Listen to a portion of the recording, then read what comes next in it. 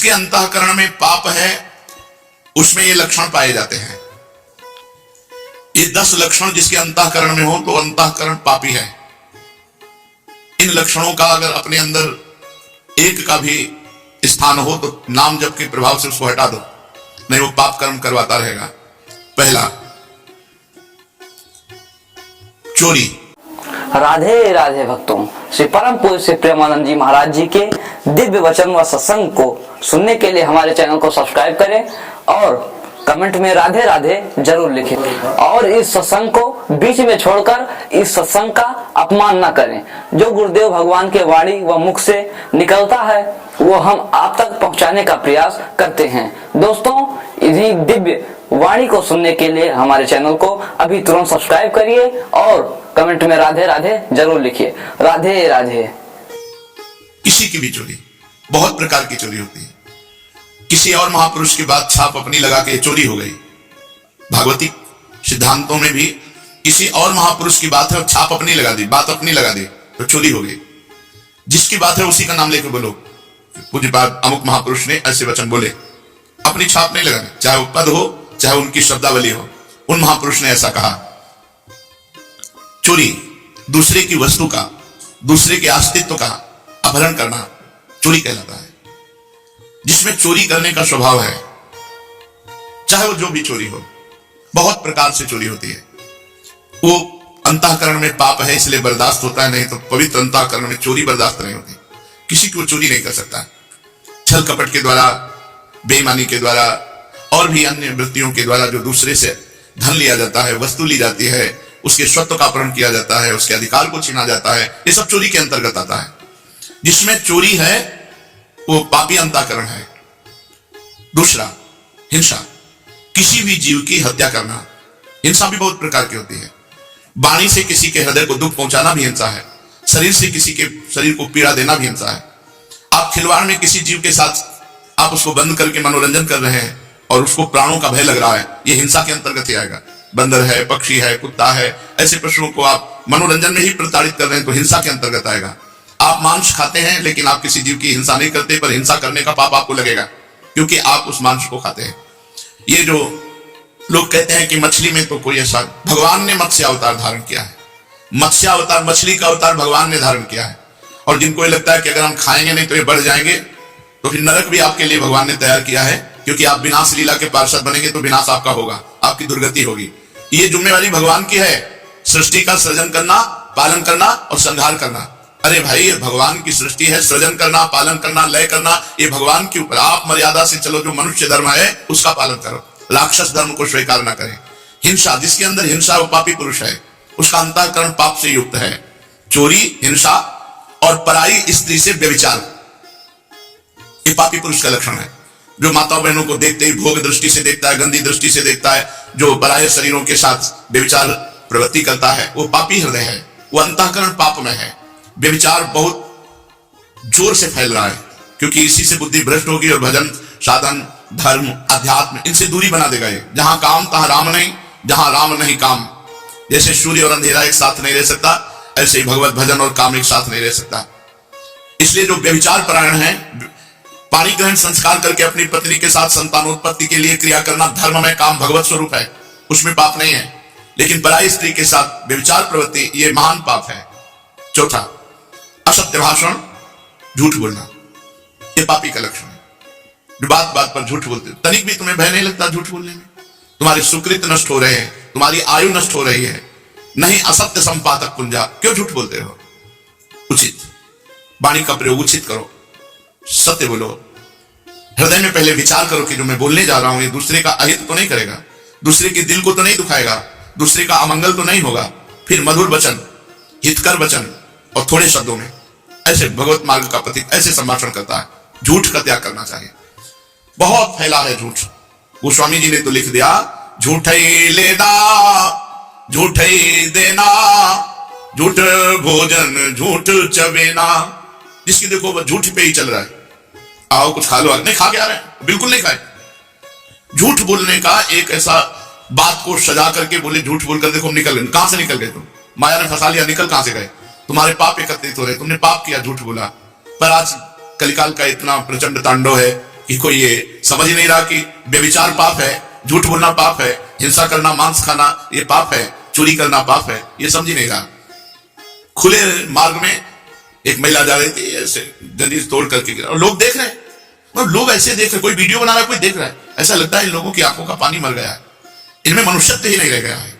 अरे मनुष्यत्व हो तो अपने प्राणों की बाजी लगाकर रक्षा करनी चाहिए। परहित लाग तजय जो देही संतत संत प्रशंसा देही। ये ऐसी कायरता, ऐसा पौरुषत्वहीनता आ रही है कि एक आदमी को 4 आदमी मिलकर के परेशान कर रहे हैं, कोई बोलने वाला नहीं, कोई बोलने वाला, और मनोरंजन और वीडियो बना लेंगे, उसको बचाने की चेष्टा नहीं की जाएगी। एक आदमी का एक्सीडेंट हुआ पड़ा है, आदमी कार से निकलता है, खिड़की खोली, वीडियो बनाया, चल दिया। ऐसी पशुता आती जा रही है, स्वार्थ वृत्ति आती जा रही है। क्यों? क्योंकि पाप हृदय में विराजमान है। 5वां, चुगली करना। किसी की भी बात अगर आपको करनी तो उसके सामने कीजिए, उसके पीठ पीछे बात की तो चुगली हो जाएगी और ये पाप है। किसी की भी बात करनी तो उसके सामने कीजिए और उसको संबोधन कीजिए, आपने ऐसा किया, आप इसको सुधारिए, तो वो तो हितकर बात हो जाएगी। लेकिन उसके पीछे चले जाने के बाद जब उसकी बात होती है उसे चुगली कहते हैं और वो पाप होती है। प्रायः ये भी हम पाप नहीं समझते हैं, जहां वो गया देखा गया, बस उसके पीछे उसकी बात निंदा करने लगे, उसकी बात करने लगे, वो चुगली होती है। यही सब भजन को ना करने देते हैं, ना बढ़ाने देते हैं, ना पचाने देते हैं। यही पाप प्रवृत्तियां जिनको हम सावधानी से त्याग नहीं पाते, ये हमारे भजन को क्षीण करती रहती हैं। 6वां, पराये अधिकार को अपने में लेने की चेष्टा। किसी की जमीन, किसी की वस्तु, किसी की बहुत चालबाजियां। क्या करोगे? मर जाओगे यार, ये सब बांध के ले जाओगे, खोपड़ी में बांध के, खोपड़ी भी यही फोड़ दी जाएगी तुम्हारी। एक कपाल क्रिया होती है, वो उसमें श्मशान में होती है, जलती हुई लोखाटी से सर को फोड़ा जाता है। तुम जिंदगी भर खोपड़ी लगाते रहे संसार में, तुम्हारी खोपड़ी फोड़ी जाएगी, अंतिम में खोपड़ी भी फोड़ दी जाती है। पराये धन की इच्छा है। इतना बड़ा महाराज नृदान करने वाले और दान ना लेने वाले ब्राह्मण की गाय आ गई और दान कर दिया, तो वो लिए जा रहा था जिसको दान किया, और वो ढूंढ रहा था जिसकी गाय थी। जिसकी गाय थी उसने कहा ये तो गाय मेरी है, तो उनका ये तो गाय अभी महाराज नृग ने दान किया है, तो उनका फिर महाराज नृग ने चोरी की, क्योंकि गाय मेरी है। दोनों राज दरबार में पहुंचे, राजा के सामने बात रखी, उन्होंने कहा भाई मुझे क्षमा करो, जिस ब्राह्मण की गाय चोरी हुई थी उसे कहा 10,000 गौवें देंगे, आप इस गाय को छोड़ दें। कहा नहीं, मैंने कभी दान नहीं लिया, मैं अपनी ही गाय लूंगा। और जिसने दान लिया था उससे कहा 10,000 गाय ले लो, उसने कहा नहीं, मैंने दान में ले लिया है, अब दोबारा दान नहीं लूंगा। यद्यपि महाराज नृग का इसमें कोई अपराध नहीं था, क्योंकि वो कोई गौ सेवक थोड़ी थे कि उन गौशाला में सेवा कर रहे हैं और उन्होंने वो गाय अंदर कर ली। वो तो गौ सेवकों ने अंदर कर ली और दान में वो समाज में पहुंच गए, उन्होंने दान का संकल्प कर। केवल इस त्रुटि के कारण उनको गिरगिट बनना पड़ा। गिरगिट, द्वारिका के कुएं में गिरगिट बन के पड़े थे। छोटा सा अपराधाभास, अपराध नहीं था, उनको पता नहीं था कि ये इस तरह से गाय हमारे गौशाला में आई है और जानबूझकर वो दान कर दिए, ऐसा नहीं था। सोचो, फिर जानबूझकर तुम दूसरे के, जैसे मंदिर में खेती लगी है, जमीन लगी है, उसका अन्न धन आप स्वयं अपने प्रयोग में करें, बुजुर्गों ने लगा दिया, इसके बाद आपने अधिकार में अपने ले लिया, ये सब पाप का लक्षण है। कभी किसी की इंच भर जमीन, 1 रुपया, 1 दाना भी लेने की कोशिश मत करो तो आनंदित रहोगे। लेकिन बस किसी तरह माया का ऐसा क्षेत्र बढ़ा है, बस किसी तरह बस अहंकार की पुष्टता होती है। 7वां, पराया अनिष्ट चिंतन, अनिष्ट करना। कुछ लोगों का स्वभाव होता है, जो मैं चीज पसंद करूंगा उसे चाहे मैं मर जाऊं लेकिन दूसरे को देने नहीं। ऐसे कई स्वभाव अपने देखे व्यक्ति में। मेरी एक आंख फूटे लेकिन पड़ोसी की दोनों फूट जाए, चलेगा। मेरी एक फूट जाए, पड़ोसी की दोनों फूट जाए तो चलेगा। मतलब बहुत तरह से हम दूसरे का अनिष्ट सोचते रहते हैं। धन्य है उनका जीवन जिनके जीवन में किसी का अनिष्ट सोचने की बात नहीं है। नहीं, प्रायः अनिष्ट, पड़ोसी से पड़ोसी के व्यापार, दुकान वाला पर सामने दुकान वाला, ऐसे आसपास उस वो अगर मर जाए, अगर उसका अनिष्ट हो जाए तो मैं खुशी हो जाऊं, मैं सुखी हो जाऊं, ऐसा चिंतन, ये पाप का लक्षण है, पापी अंतःकरण का लक्षण है। 8वां, बोलने में अश्लीलता, अश्लील भाषण, गंदी बातें। जब देखो तब गंदी बातें कर, गिरी गिरी बातें करना, नीच बातें करना। अरे बात करनी है तो सच्चिदानंद भगवान की करो, सिद्धांत की करो, गीता भागवत की करो, हितकर बात करो। अश्लील गंदी बातें क्यों बोलते हो? पापी पुरुष का लक्षण होता है अश्लील संभाषण करना। पूज्य बाबा ने कहा यदि नाम जप करता है, अश्लील भाषण करता है तो नाम जप का कोई प्रभाव नहीं होगा। और 9वां, असंबद्ध प्रलाप, बेमतलब का बोलने का स्वभाव। ऐसे लोग पाप हृदय होता है, इसलिए ऐसे बोलते रहते हैं, असंबद्ध प्रलाप। और 10वां, अभिमान, मैं बस वो अभिमान भरा, ये पाप का लक्षण। जब निष्पाप हो जाओगे तो दैन्य हो जाओगे, अभिमान भगवान के चरणों में समर्पित हो जाएगा। चोरी, हिंसा, व्यभिचार, झूठ, चुगली, परधन की इच्छा, पराया अनिष्ट चिंतन और अश्लील भाषण, असंबद्ध प्रलाप और देहाभिमान, ये 10 लक्षण पापी में पाए जाते हैं। अगर इनमें से एक भी है तो हटा देना चाहिए, नहीं भजन में बाधा पहुंच जाएगी। जो निंदा करता है और जो निंदा सुनता है तो करने वाले से अधिक ज्यादा दंड सुनने वाले को मिलता है।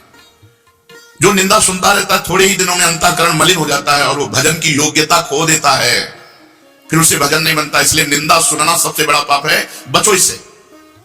पर निंदा सुनना बहुत बड़ा पाप। तुरंत कान में अंगुली डालो, राधा राधा राधा, और निकल जाओ वहां से। जहां जिस सभा में जिस 4 व्यक्तियों के बीच में भक्ति की निंदा हो रही हो, भगवान की निंदा हो रही हो या किसी की भी निंदा हो रही हो, निंदा नहीं सुननी चाहिए।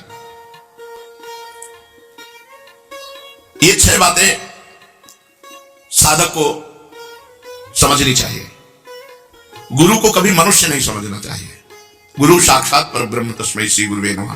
गुरुर् ब्रह्मा गुरुर्विष्णु गुरुर्देव महेश्वरा, गुरु साक्षात पर ब्रह्म तस्मै श्री गुरुवे नमः। साक्षात भगवान ही हमारे कल्याण के लिए गुरुदेव का रूप धारण करके आए हैं। वैसे सब में भगवान है, लेकिन मोते अधिक गुरु ही जिए जानी। भगवान कह रहे मेरे से भी बढ़कर गुरुदेव को, गुरु साक्षात पर ब्रह्म तस्मै श्री गुरुवे नमः। साधक को कभी गुरु पर मनुष्य बुद्धि नहीं करनी चाहिए। दूसरा, भगवान के श्री विग्रह में कभी ये बात नहीं आनी चाहिए कि ये धातु के हैं, कि पत्थर के हैं, कि ये मृत्तिका के हैं, कि ये किसके हैं। ऐसा कभी, भगवान भगवान है। श्री विग्रह देखते ही जय भगवान की ये भावनावे कि काहे के बने हैं। अगर भगवत विग्रह में धातु, पाषाण बुद्धि, काष्ठ, मृत्तिका ऐसी भावना कर ली जाए तो अंतःकरण मलिन हो जाता है, अंतःकरण मलिन हो जाता है। तीसरा, मंत्र को केवल शब्द समझना नहीं, मंत्र साक्षात गुरुदेव का प्राण है, जीवन है। नाम सुकृत धन अपनी जीवन अतिहित मान देत वरदान। गुरुदेव ने जो मंत्र दिया वो अपना जीवन दे दिया। साक्षात प्रियालाल को वशीकरण करने वाली बात दे दी। आप मंत्र जप करके तो देखो, तो मंत्र को शब्द समझना, नाम को शब्द समझना। चौथा, चरणोदक को सामान्य जल मानना। गुरु का चरणोदक, संतों का चरणोदक, भगवान का चरणोदक जो रोज पीता है उसकी कभी अकाल मृत्यु नहीं हो सकती, उसकी कभी दुर्गति नहीं हो सकती, उसको कभी शुभ अशुभ विनायक परास्त नहीं कर सकते। अकाल मृत्यु हरणम सर्वव्याधि विनाशनम श्री कृष्ण पादोदकम पीत्वा पुनर्जन्म न विद्यते। देख लो कितनी बढ़िया बात है। जो रोज चरणामृत पीते हैं उनकी अकाल मृत्यु नहीं होगी, कोई भी व्याधि उनको परास्त नहीं कर पाएगी और अगला जन्म उनका नहीं होगा। तो चरणोदक महान वस्तु है, उसे साधारण जल मत समझिए। महापुरुषों को देखा चरणोदक कैसे लेते हैं कि कभी वो पैर में न गिर जाए, जमीन में न गिर जाए, वस्त्र के ऊपर हाथ रखकर चरणोदक लेना, पान करके मस्तक पर। भगवत अर्पित प्रसाद में अन्न या फल बुद्धि, पकवान या कच्चा बुद्धि रखना, ये अंतःकरण को मलिन कर देगा। पूरी नहीं, पूरी तो नहीं, ये तो हम नहीं खा सकते। तुम्हें पूरी दिखाई दे रही, प्रसाद भले किनका लो, जरा सा लो, भेद बुद्धि मत करो, क्या है क्या नहीं, कुछ नहीं, जो भी है जरा सब किनका दे दीजिए। प्रसाद, प्रसाद में सिर्फ प्रसाद बुद्धि, ना अन्न बुद्धि। पर यह ऐसा होना बहुत पवित्र हृदय का लक्षण है। प्रसाद अन्न नहीं होता, प्रसाद फलाहार नहीं होता, प्रसाद सिर्फ प्रसाद होता है। प्रसाद में सिर्फ प्रसाद बुद्धि होनी चाहिए। महाप्रसाद में अन्न बुद्धि और संत की जाति पर दृष्टि। जिन जिन ने जाति पर दृष्टि की पतित हो गए, ये संत तो है पर अमुक जाति के हैं, आपका सुकृत नष्ट हो जाएगा। गुरु में मनुष्य बुद्धि, भगवान के विग्रह में धातु, पाषाण, मृत्तिका या काष्ठ बुद्धि, मंत्र में केवल शब्द बुद्धि, चरणोदक में जल बुद्धि, महाप्रसाद में अन्न बुद्धि, साधु में जाति बुद्धि। ये परमार्थ के पथिक को नहीं करना चाहिए, नहीं उसकी साधना में बाधा पहुंच जाएगी। ये जो दूसरों के साथ प्रेम का श्वान किया जाता है ना, वो किसी न किसी स्वार्थ को लेकर होता है। देखो ना, भौरों का पुष्प से पराग लेना, इसलिए वो मर जाता रहता है। पराग हट जाए तो फिर लौट कर पुष्प की तरफ नहीं देखेगा कि उसकी हालत क्या है। वो हमसे प्रेम किया है तो हमको उस पर रहना चाहिए, लेकिन पराग खत्म होते ही पुष्प को छोड़कर भौरा चला जाता है। जब पास में धन नहीं होता ना, कोई प्यार नहीं करता, धक्का बता देता है। प्रजा देखती है कि राजा हमारी रक्षा नहीं कर सकता तो राजा को तिरस्कृत कर देती है, छोड़ देती है। कितने शिष्य अपने गुरुदेव की हालत को देखते हैं कि मेरे गुरुदेव को मेरी जरूरत है, मेरे गुरुदेव को क्या सुख प्रदान करूं, कैसे। कौन देखता है? मंत्र लिया, अध्ययन किया, चल दिया कि अपनी स्वार्थ की पूर्ति की। यज्ञ की दक्षिणा मिली कि ऋत्विज लोग चल बने। वृक्ष में जब तक फल रहा तब तक पक्षी चहचहाते रहे, फल खत्म हुआ चल पड़े। भोजन पाया, अतिथि नहीं सोचता गृहस्थ के लिए बचा कि नहीं बचा, चल पड़ा, अपना पेट भरा चल दिया। वन में आग लगी, पशु भाग गए, वन की क्या हालत है उनको कोई मतलब नहीं, जबकि उसी से जी रहे थे। चाहे कोई कितना प्यार करे, ये स्वार्थी जन अपना काम बनाए और चल देते हैं, लौटकर उसकी तरफ नहीं देखते कि उसकी हालत क्या है। भगवान के आत्मस्वरूप का वर्णन, भगवान परब्रह्म परमात्मा है, भगवान ईश्वर है, योग के द्वारा उनको प्राप्त किया जाता है। कल आपने सुना, यदि तुमसे कोई कड़वा बोले तो तुम उसको प्रणाम करो, चिड़चिड़ा स्वभाव मत बनाना। तुमसे कोई कड़वा बोले, कोई तुम्हारी निंदा करे तो तुम प्रणाम ही करना, अपना स्वभाव मत बिगाड़ना। वाणी का संयम सबसे बड़ी तपस्या है, वाणी का संयम सबसे बड़ा तप है, मौन, कम बोलो। और जिसका तप बढ़ जाता है तो सांसारिक वैभव अपने आप वहां झूमने लगता है, बिखरा पड़ा था। मान लो हमारी बात, गिड़गिड़ाने की जरूरत नहीं, अपने भजन और तपस्या को बढ़ाने की जरूरत है। तपस्या, पवित्रता, निरंतर नाम जप और सत्य आचरण, इनसे तुम त्रिभुवन का कोई भी पद प्राप्त कर सकते हो, जो चाहो प्राप्त कर सकते हो। वाणी के संयम से बढ़कर कोई तप नहीं। तपस्या, पवित्रता, नाम जप और सत्य आचरण, जो चाहो प्राप्त कर लोगे। लिख लो 4 बातें। वाणी के मौन से बढ़कर कोई तपस्या नहीं, और तपस्वी के पास हर वैभव अपने आप आ जाता है। उसने तप किया है तो तप और पवित्रता, मन की पवित्रता, शरीर की पवित्रता, वाणी की पवित्रता और नाम जप और सत्य आचरण, त्रिभुवन में जो चाहोगे सब प्राप्त हो जाएगा। 4 बातें अपने में स्वीकार कर लो। लेकिन खिलवाड़ है, सत्य आचरण, निरंतर नाम जप, शरीर पवित्र, मन पवित्र, वाणी पवित्र और तपस्या अर्थात मौन, देख लो आप, सब कुछ प्राप्त हो जाएगा। ये 5 बातें हृदय में बैठाने योग्य है। सत्य आचरण से बढ़कर के कोई धर्म नहीं, पवित्र आचरण। मौन से बढ़कर कोई तपस्या नहीं, नाम जप से बढ़कर कोई यज्ञ नहीं, यज्ञानाम जप यज्ञोष्वी। बहुत एक एक शब्द पूरे जीवन में आदर्श रहे हैं, इसलिए कहीं कभी किसी से मित्रता नहीं की, कभी किसी से अपनापन नहीं किया। पूरे जीवन में जो कुछ ये वृंदावन धाम की कृपा से नहीं, कभी कोई हमारा मित्र नहीं, कभी कोई परिचय नहीं, कभी कोई अपनापन नहीं। सत्य आचरण से बढ़कर कोई धर्म नहीं, सबसे बड़ा धर्म है तुम्हारा आचरण पवित्र हो। मौन से बढ़कर कोई तपस्या नहीं, बहुत बड़ी बात है मौन रहना। जप से बढ़कर कोई यज्ञ नहीं, यज्ञानाम जप यज्ञोष्वी, नाम जप, इससे बढ़कर कोई यज्ञ नहीं। भगवान ने कहा यज्ञानाम जप यज्ञोष्वी। बहुत आनंदमयी बातें हैं, बिल्कुल संशय रहित बातें हैं। चरित्र से बढ़कर के कोई धर्म नहीं, सब चरित्र। मौन से बढ़कर कोई तपस्या नहीं, और जप से, नाम जप से बढ़कर कोई यज्ञ नहीं, और विवेक से बढ़कर कोई ज्ञान नहीं। विवेक ये सत्संग से प्राप्त होता है, और दूसरों को सुख पहुंचाना, इससे बढ़कर कोई सुख नहीं। एक दिन आप अच्छा भोजन बना हो, भूख लगी हो और किसी और को पवा दो, फिर देखो आपका हृदय कैसा होता है।